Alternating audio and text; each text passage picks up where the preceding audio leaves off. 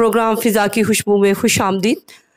उम्मीद है कि आप सब खैरियत से होंगे और मेरा जो चैनल है इसको आप बाकायदगी से देख रहे होंगे और इससे मुस्तफ़ीद भी हो रहे होंगे। और आज मैं एक वीडियो देख रही थी और उसमें आज के हालात को उन्होंने पेश किया।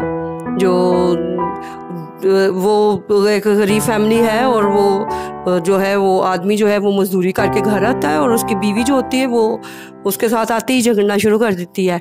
और उसकी शादी को 7 साल हो चुके होते हैं और 2 उनके बच्चे होते हैं। कहती है कि महीना हो गया है, बच्चा साइकिल मांग रहा है, पता नहीं कब साइकिल लेके देनी है, मुझे तो तुम्हारी कमाई की समझ नहीं आती।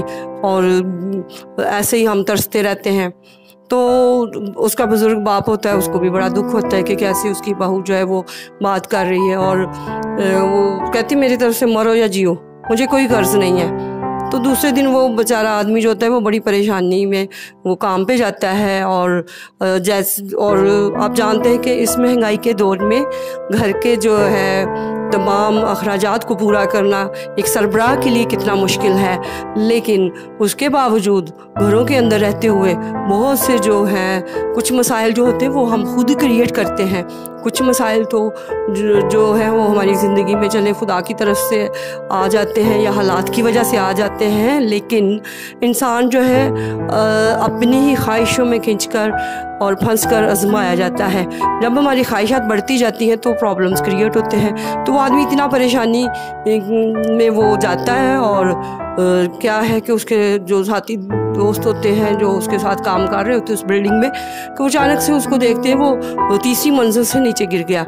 तो वो डेफिनेटली वो परेशानी की हालत में जब काम बंदा कोई करता है तो उसकी डेथ हो जाती है, फिर उसके घर में इतला दी जाती है।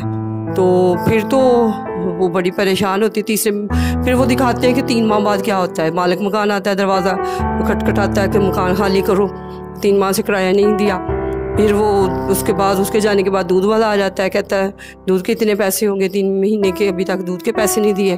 फिर उसका ससुर से कहता है कि तुम्हारा हस्बैंड नहीं, तुम्हारा शौहर नहीं था, ये तुम्हारी जन्नत थी, इस घर की जन्नत थी। तो घर के सरबराह को आप सब जानते हैं कि फादर्स डे आ रहा है और इसमें जो है बहुत दफ़ा जो है वो ख्वाहिशें नहीं ख़त्म होती। इंसान की जो ख्वाहिशें हैं वो बहुत इंसान को गैर मुतमिन रखती हैं, ज़िंदगी के अंदर इत्मीनान नहीं होता।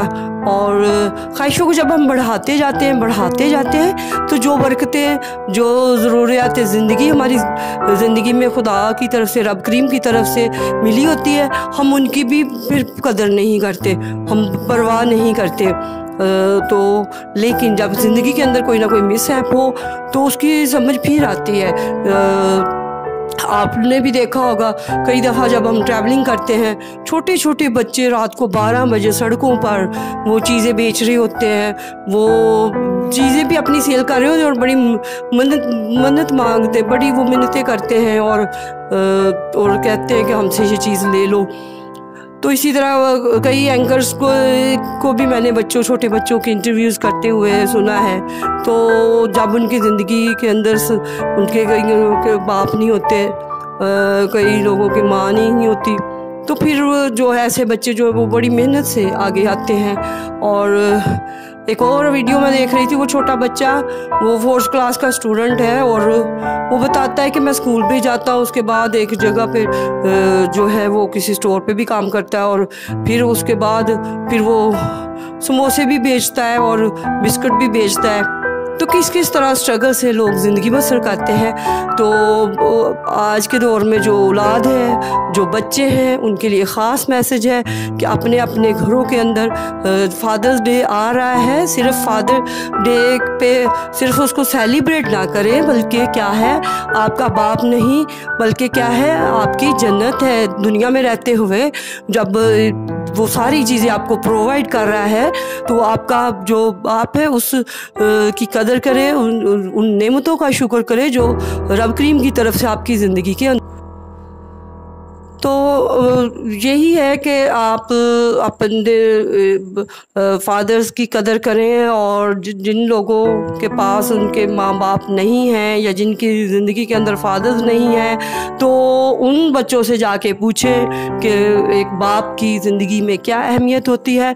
और इसी तरह जो जब इतनी नेमतें हमारी ज़िंदगी में हो, तो अगर हम उनकी कदर नहीं करते, हम नाशुक्री करते हैं, उसके बावजूद हमारी ख्वाहिशात बढ़ती जाती हैं। आई नो कि काफ़ी साल पहले जब हम छोटे होते थे तो कभी हमारे दिल में, जिसे कहते हैं, हर्ष नहीं आया था। हमारे घर में ना फ्रिज होती थी, ना एसी था। लेकिन आज के दौर में हर सहूलत के बावजूद आज के बच्चे जो हैं वो नाखुश होते हैं, नाउम्मीद होते हैं, मुस्तकबिल के बारे में परेशान होते हैं।